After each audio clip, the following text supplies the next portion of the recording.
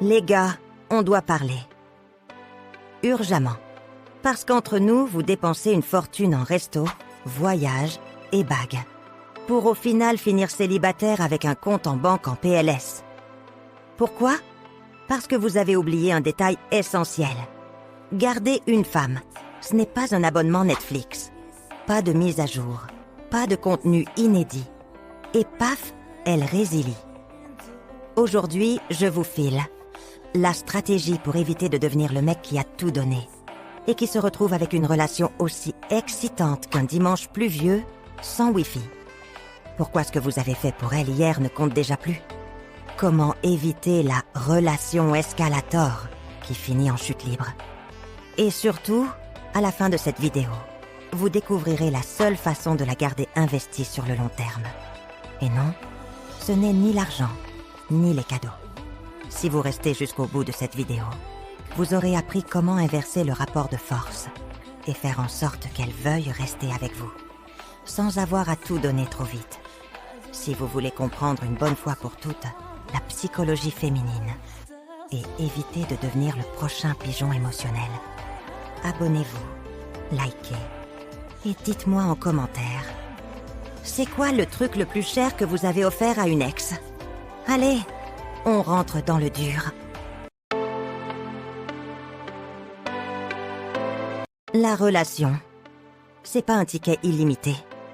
Vous voyez cette idée selon laquelle, parce que vous avez offert des dîners aux chandelles, des voyages à Bali, une Tesla ou une Twingo, ça compte aussi, et un crédit sur 30 ans, ça vous donne droit à un amour inconditionnel, du respect et une fidélité absolue? Oubliez ça. D'ailleurs, selon une étude de l'université de Stanford, 75% des divorces sont initiés par les femmes. Pourquoi? Parce qu'elles quittent quand elles n'ont plus rien à attendre de la relation. Ce que vous avez fait pour elles dans le passé, c'est sympa. Mais c'est aussi du passé. C'est comme dire à votre estomac « Hé, souviens-toi du repas de Noël l'année dernière. Ça devrait suffire pour aujourd'hui, non ?» Vous voyez le problème? Les femmes ne sont pas une carte de fidélité. Les hommes ont tendance à fonctionner en mode dette et remboursement. Si je t'ai payé un verre hier, tu me rends l'appareil aujourd'hui. Logique masculine, basique. Sauf que les femmes ne jouent pas au même jeu. Le psychologue John Gottman, spécialiste des relations de couple, explique que les femmes ne restent pas pour ce que vous avez fait, mais pour ce qu'elles ressentent encore aujourd'hui dans la relation. Autrement dit, elles ne comptent pas en mode remboursement, mais en mode flux émotionnel constant. Ce qui veut dire que ce que tu as fait hier ne compte plus aujourd'hui. Ouch. Le paradoxe du cadeau. Tout donner, c'est tout perdre. Imagine une relation comme une fête foraine. Au début, c'est l'excitation totale. Engagement, je t'aime, emménagement, mariage, bébé. Puis arrive le moment fatidique. Vous avez tout donné. Plus de nouvelles attractions, plus de surprises. Silence radio. Une étude de l'Université de Chicago a démontré que la satisfaction relationnelle chute de 50% en moyenne après 4 ans de vie commune. Pourquoi? Parce qu'une fois tous les objectifs atteints, il n'y a plus d'excitation ni de nouveauté. Et là, un grand classique se produit. Elle part. Pourquoi? Parce que le seul dernier gros cadeau qu'elle peut encore obtenir, c'est la rupture. Avec option pension alimentaire en prime. Mais ça, c'est un autre sujet. La clé pour qu'une femme reste. L'anticipation. Vous voulez garder une femme? C'est simple. Offrez-lui du futur. Elle doit toujours avoir quelque chose à attendre avec impatience.